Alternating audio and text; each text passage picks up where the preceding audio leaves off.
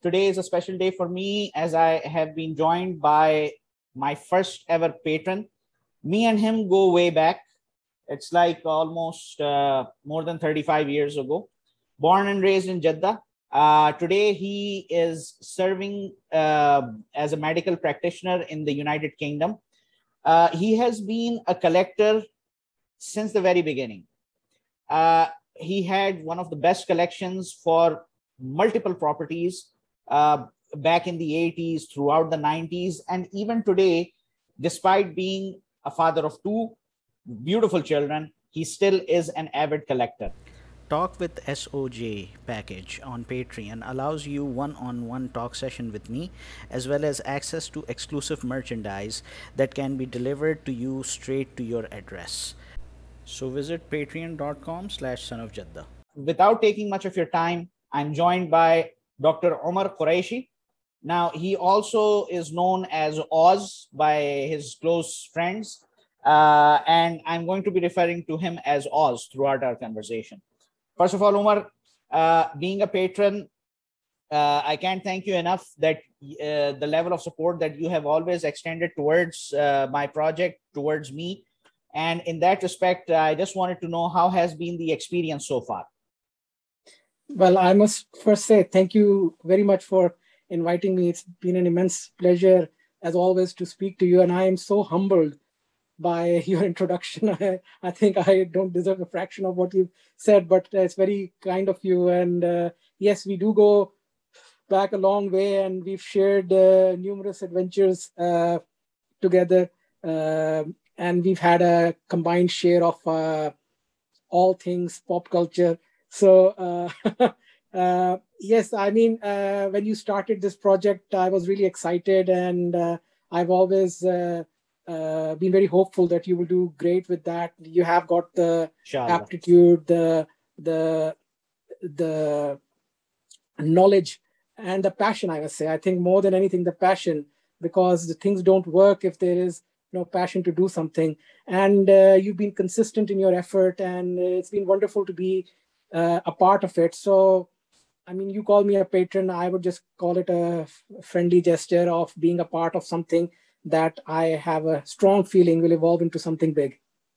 Thank you so much. And just like you had initially said that you feel humbled, I feel even more humbled, because when somebody is trying to do something and appreciation from people matters, but especially when it comes from people who have been close to you for such a long period of time, it has a special place for anyone.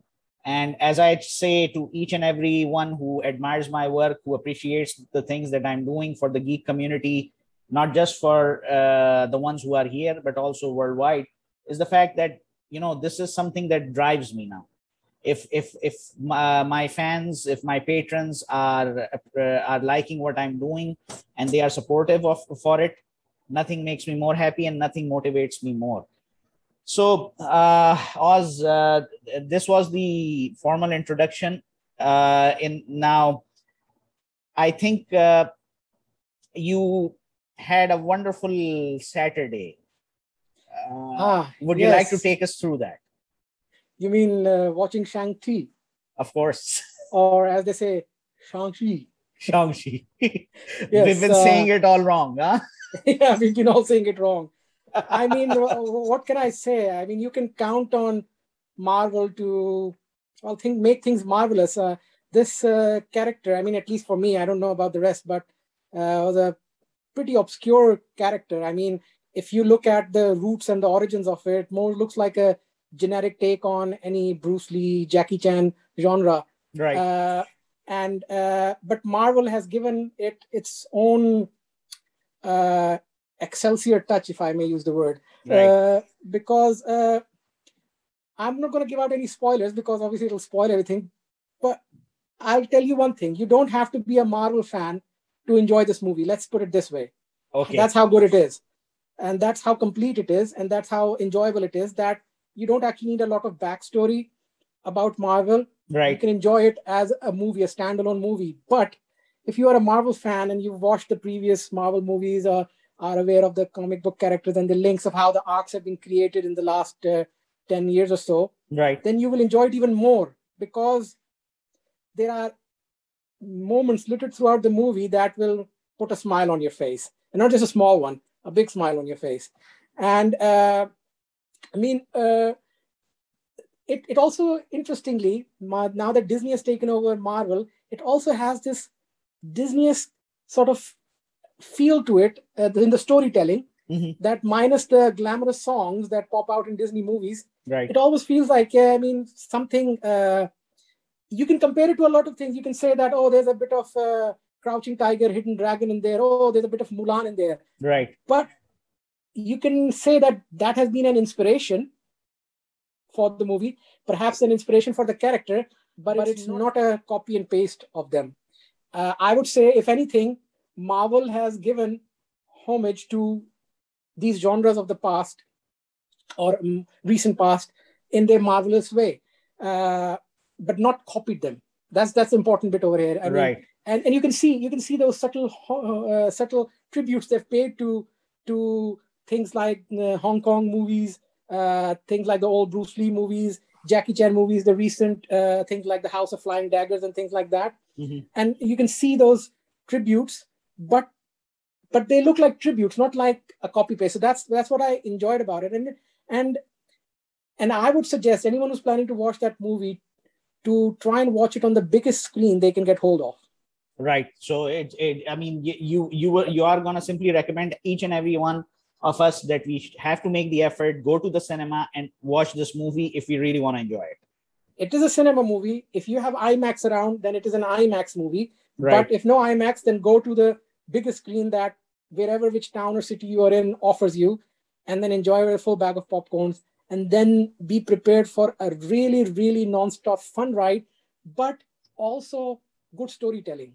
And you can see Marvel's comic book writing roots in it as well, of how characters are built, of how the interpersonal relationships are, and how the Marvel Cinematic Universe has slightly changed the comic book universe and created a parallel universe. There is the comic book universe, and then there's the Marvel Cinematic Universe, in which certain origins are slightly tweaked and certain stories are slightly tweaked for the bigger screen. I mean, if anything, Mandarin, you'll just love what they've done with him in the movie. So you'll just absolutely, you know the Mandarin from the comics. He's like this generic Fong-Chi sort of character, looks like something out of a Buck Rogers movie. Right. Yeah, he kind of looks like that. Right. He's nothing, but they've broken that generic mold of what the Mandarin should be like, and the concept of the 10 rings. Right.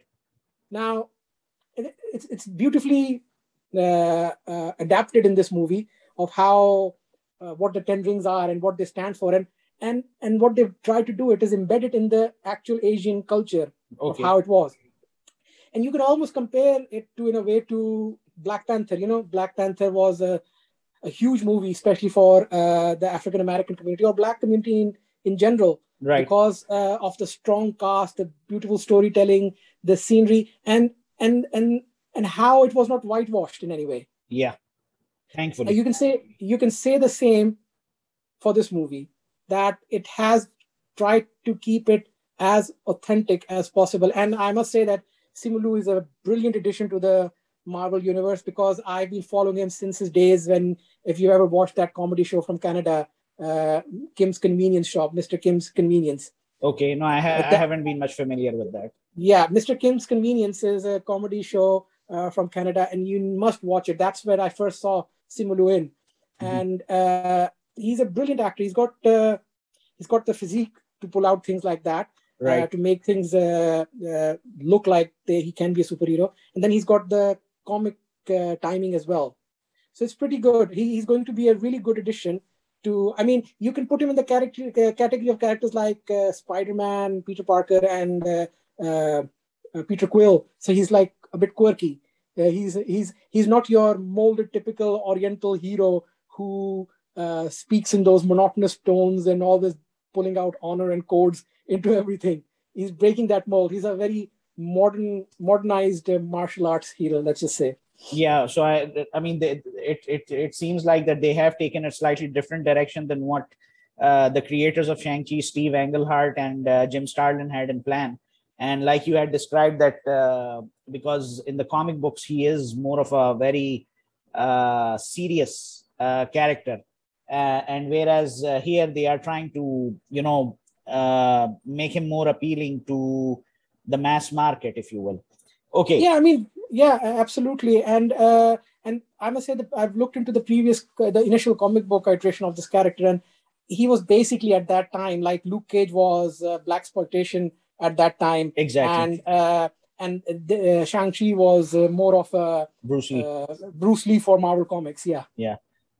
Okay. And now, when you see when you mentioned something really important, that how did they pay a homage to the Disney style of storytelling, to some of the stories that Disney has done, because since Disney now owns Marvel, so we are seeing that element. Surprisingly, I noticed the same thing when I was watching Loki, for example. We didn't see that much of it in WandaVision, but I did find the same thing happening in Loki. Is that something that works for you, or is it something that you wish Marvel would avoid? No, I think that's a good strategy, because Disney has got years and years of experience in making family-oriented or stories for the mass audience. Right. And same with Marvel. I mean, Marvel has got now these two houses coming together. Mm-hmm. What they're doing now is they're sharing the best of their universe. Right. In a way, these are primarily Marvel stories. Don't think that they're like sort of Disney ripoffs in any way. But you can see that there's more. As much as the action is, there's also heart in there. In each of the Marvel movies, there is a heart. You can almost compare like the new Spider-Man movies versus the old Sony Spider-Man movies. I wouldn't say the first one was really good, but if you go to the Andrew Garfield ones, yeah, those were more like generic superhero movies. Like, you need to have a superhero movie, so let's make a superhero movie. That Spider-Man was, so there was a bit of storytelling in it, but not. But now these let's just say that the easiest way I can compare it is that the flow is more smooth and soft. They're not harsh. Right. They're not harsh. And when Marvel wants to do any harsh movie, then they've got their Deadpool. Okay. Yeah. Valid point. And they can switch. They've got the Logan. They can switch roles at that time, and they know which characters are going to fit into which sort of category. And when they want to soften Logan, they'll bring him into the X-Men. And when they want to harden him up and let him go berserk, they'll send him to his own standalone movie. You can see the same element in Venom. Now, I'm pretty sure that when Venom decides to join into the Marvel universe, they will soften him up a bit. True. But make people like Deadpool first.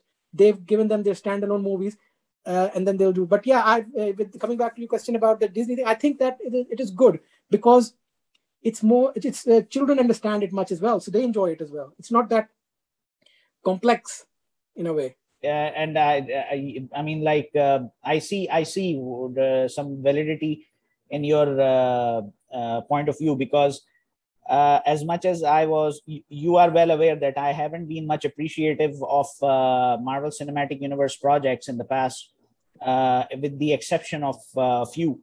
But now when I look back, I realize that, they had one thing in mind, that when they were making movies, they realized that they are not making movies only for the 18 and above. So if there is a kid who is 13 years of age back in 2008, they wanted to convert them. So by the time that kid who's going to be 23, he will end up being the lifelong fan of Marvel properties. Exactly. Because let's be realistic, not everybody has the stomach to collect and read comics. And most human beings prefer to, absorb content through visual media, and especially that's dynamic. So in that respect, it's a smart move. And now what you've just shared about Shang-Chi, the way they have kept it connected with the MCU, if you will, that says a lot, that Shang-Chi is going to remain relevant for years and years to come, unlike what happened with the comic book publishing house, that when it was published, it was hugely popular. But as the Kung Fu craze in the US fizzled out, Shang-Chi went into obscurity. Okay, and now, because I would like to add, one more please, thing. Please. The other thing that I think people sometimes fail to understand is that the Marvel Cinematic Universe is the Marvel Cinematic Universe. Okay, so the characters are from the comics. Yeah. The stories are inspired from the comics, but don't think of them as a straightforward photocopy of the comics, because that wouldn't be fun. I mean, the comics have done the story. You know the story. So now they're giving you a newer flavor of the same concept. True.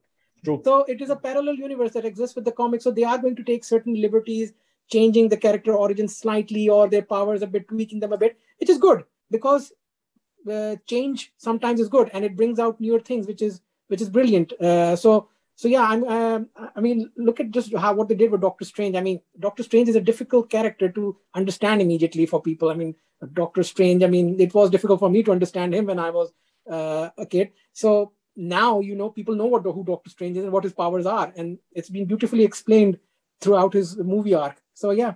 And Doctor Strange recently, the episode 4 of What If, I think, because I wasn't much happy with the Doctor Strange movie that came out, but this What If episode, I think it's the best thing ever produced. It was really intense. It was a bit unexpected, and it was heavy in its content, morally heavy and philosophically heavy as well, because I mean, if we ask any religious figure that why death is a necessary component of life, I think a lot of them are going to struggle. But this one episode, in my opinion, explained it flawlessly. Yeah, it was really good. It was the thinking man's episode. Yes, exactly, a thinking man's episode. Where do you see DC heading? I mean, they really need to come out of the shadow of the bat. I mean, I like things that they're doing on the small screen. I mean, they had potential. They started good with Arrow, and then it started becoming generic. They started good with Flash, and then they started becoming generic. In the movies, I think my favorite Batman of all time is Michael Keaton. I like him. The second one I like. The movies that were made were really good, were the Christian Bale ones. But I really do like Ben Affleck as Batman, because he sort of embodies the mature Batman. Right. He embodies the seasoned Batman, and there was so much potential to expand that character themselves. I don't know why they have to now do the Batman now. I'm interested in the movie. It's going to be a good take on the Batman, but how long are they going to just keep on rebooting Batman? I mean, there's so many things. I mean, recently DC did what's it called, on the TV, Doom Patrol. Yeah. Doom Patrol is the precursor for X-Men. So the X-Men Yes. are initially based on Doom Patrol. Now Yes. that is a good mature show. That is a good show. And in their TV shows, and particularly in DC's animated shows, they show the potential that they can do it. I don't know what happens when they start making movies. They just go haywire. And apart from singular set pieces, they can't seem to merge the whole universe together, the DC universe. I think what they were attempting with Justice League was that they were trying to quickly cook what Marvel had been slow cooking for 10 years, and then expect that everyone will suddenly start knowing all about these characters and they will be able to put them in one movie. I think the only time it worked was when I watched Snyder's cut of Justice League. Yeah. That was a very long movie to watch, but that was the only way they could fit all of them properly into a movie and make it, and then it makes sense. But again, there were too many similarities. They used Darkseid as the bad guy. Now you're trying to copy Darkseid as a precursor for Thanos. You know that. And why it seems almost too obvious. I mean, bring out someone else. I mean, there are quite a lot of. Why didn't you bring Brainiac? Invade the whole planet? Why did they have to be Darkseid? Or Starro. Or Starro. I mean, look what they've done with Suicide Squad. Now that's good. Starro is a ridiculous character, but they have made Starro somehow in a sci-fi way believable that can happen. It's an alien, sentient alien that controls other humans in a way, and it happens to look like a starfish. But in the world of Suicide Squad, it works. But that's the thing. They can make individual movies work, but they can't meld the universe together. And that's the important thing about when you watch Shang-Chi, again, I'm coming back to that. When you watch it in the cinema, you will see that even after Avengers, Endgame and everything, and the first Iron Man movie, if you've been watching them, then this looks like the natural continuity of the same, these characters are living in the same world. Even the Marvel TV characters are linked to the same universe. So it's not a different world. While the DC movie characters have no link absolutely with the TV characters, and that thing cannot happen now that they're going to make Flashpoint. They're going to attempt what Marvel is going to attempt with this Spider-Man No Way Home. Basically, again, they're doing for me, Flash is like a Spider-Man-ish character for DC. He's like funny, he's a bit younger than the rest, and he can do silly things like Spider-Man sometimes. So again, when you compare, they're going to attempt the same thing that Marvel is already doing with Spider-Man, with the multiverse, that they're going to do in Flashpoint. So I hope it works, but I still feel that they're going to end up throwing too many things in the pot, and then it's not going to work for them. The other thing is that Marvel knows when to make things serious and when to make things light. I'm not exclusively a Marvel fan. I like DC as well, but DC for somehow makes it good when it makes it dark, but totally goes flat when it tries to make it funny. I think viewers can tell based on the background on your wall that you're a DC fan, more of a Marvel fan. No, I like them both. Both. I mean, they've got, but if you put DC action figures and you put Marvel action figures and you take some kids out there and you ask them what they want to pick, they'll pick a lot of Marvel figures and probably they'll pick Batman. Yeah, Batman is all the way. Batman, it's, I think what you have said is basically throwing light on the culture of DC as an organization. If we, let's not differentiate between the publishing house and the studios, because in DC Comics, there is a reason why Crisis on Infinite Earths happened from a publisher's point of view. Because in DC Comics, unlike Marvel, every title had their own universe. And there were so many loose ends. Superboy is a classic example. I mean, it took until the 1990s for them to resolve what Superboy actually was. Initially, he was the past version of Clark Kent. Later on, he was part of the other timeline. Then he was restored as a clone. The same thing I see is this chaotic environment whereby you have CW universe, which is working totally on its own. Then you have the Doom Patrol and Titans, one of my favorite shows. They are working on their own aspect, in their own direction, and each and every one of them is just it's like all of them are a universe on their own with minimum or no connectivity in between. The DC CW universe, I can't even watch 5 minutes of it. And if I'm watching, like I said, that Arrow started pretty good and mature, but go ahead. No, continue.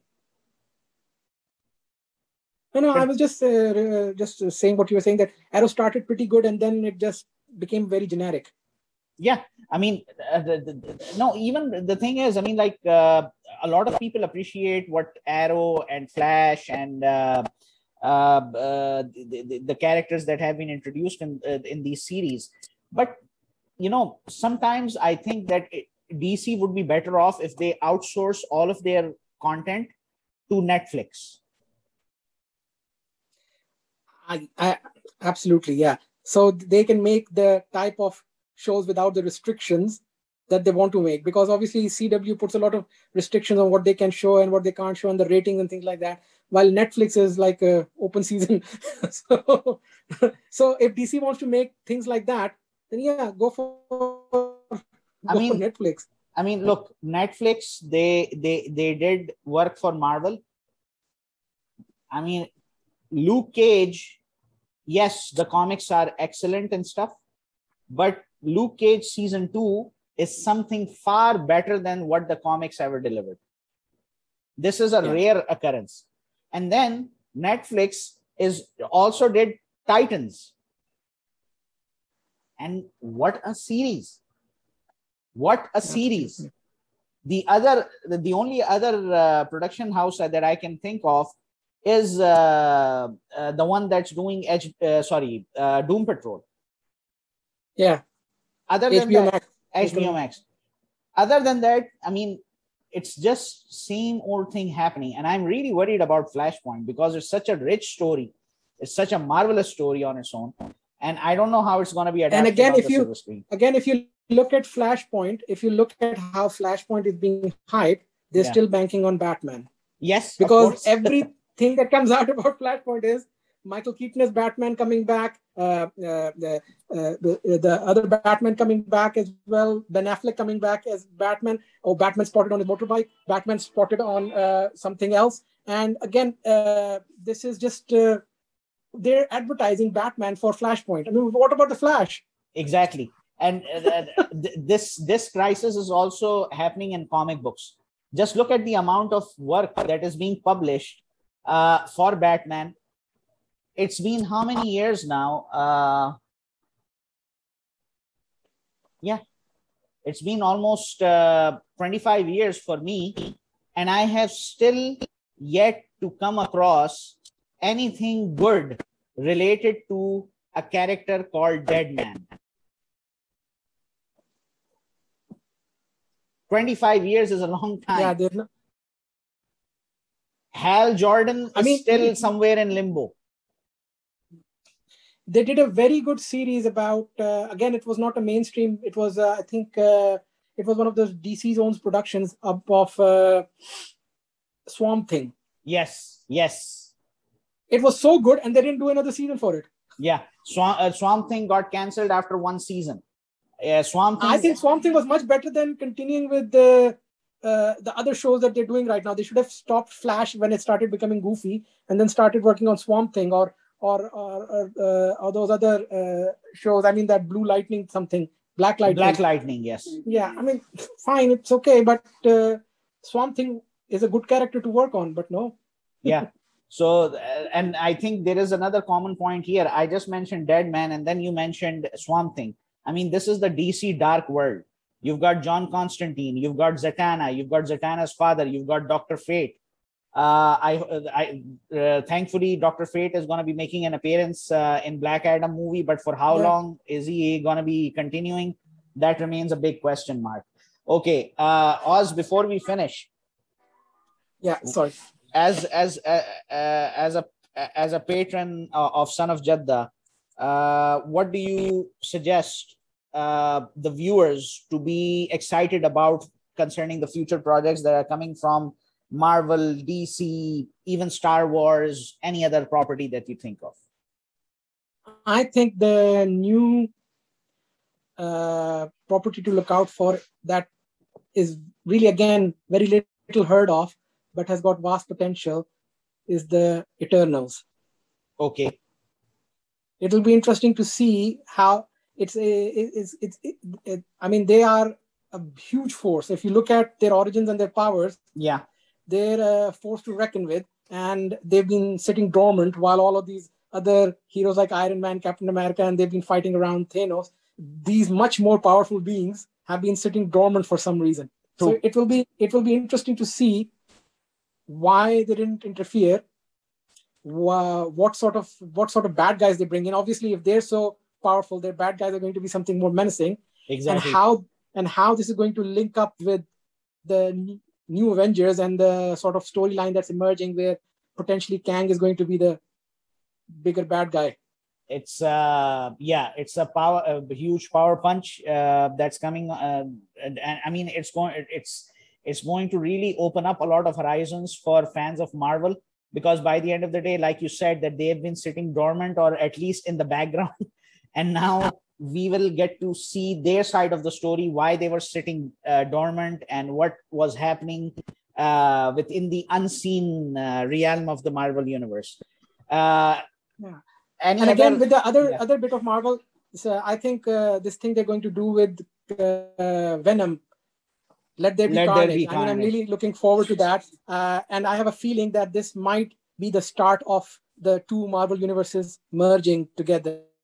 Perhaps there is a chance that they might merge somehow with this Spider-Man, because if I'm correct, I saw the trailer in the cinema for Venom Let There Be Carnage, and there's a scene in which they show a little spider crawling. So far in a Venom movie, you've never seen anything related to a spider. Right. The Venom costume doesn't even have a spider like the comics, okay? Right. But they have specifically shown a spider in a Venom movie, which is a big hint. If anyone missed it, you need to watch it. Okay. Why would they show a spider in the Venom movie? Why would the camera focus on a spider? That's a promising lead, but there is another worry I have. What? Sony's selfish behavior, because if you look at it, Maximum Carnage comic book story, and you were one of those. By the way, to all the audience members, Oz was the first guy who got Maximum Carnage video game on Sega Mega Drive. Am I right?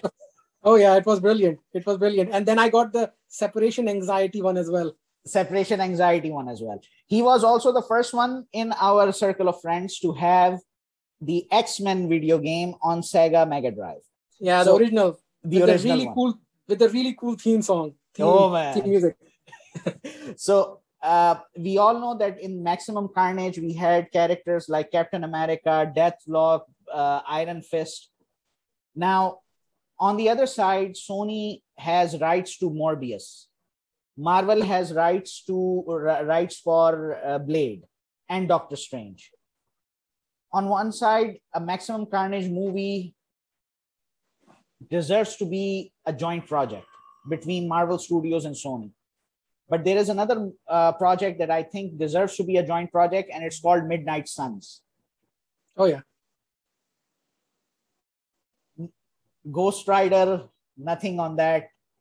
I mean, how is I don't think so. I don't think so. The new world, the cinematic world, is ready for Midnight Suns just yet from Marvel. They need to build up a bit more. It would be a bit too soon. Midnight Sun is a very interesting concept, but I think Marvel needs to wrap up what they're doing with the Avengers storylines first before they indulge into that, because that's opening up a whole new box of Supernatural. Oh yes. But I mean, let's see what happens. Oz, I can't thank you enough for taking out the time for joining in for this. As a patron of Son of Jeddah, your words, your appreciation, your support means a lot. And I sure hope that a lot of viewers who are going to be watching this find a lot of excitement with what you have shared with us today. And I hope they take heed to your advice. No, thank you very much for inviting me. I just want to say that there is no age to be an Uber fan. Okay. So, and there's no profession that should prevent you from liking things or talking about things that you like.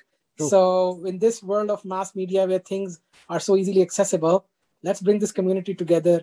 Let's talk about it. Let's have fun. Let's enjoy the things that put a smile on our face. There's too much doom and gloom. Yes, I couldn't agree with you more. And this is a wonderful message that you have given to the community, because especially since last year, a lot of people have been suffering emotionally, financially. The stress levels are at an all-time high. And particularly, a lot of our geek brothers and sisters have been unable to enjoy the things that make them happy, particularly the superheroes, if you will. Thank you very much once again.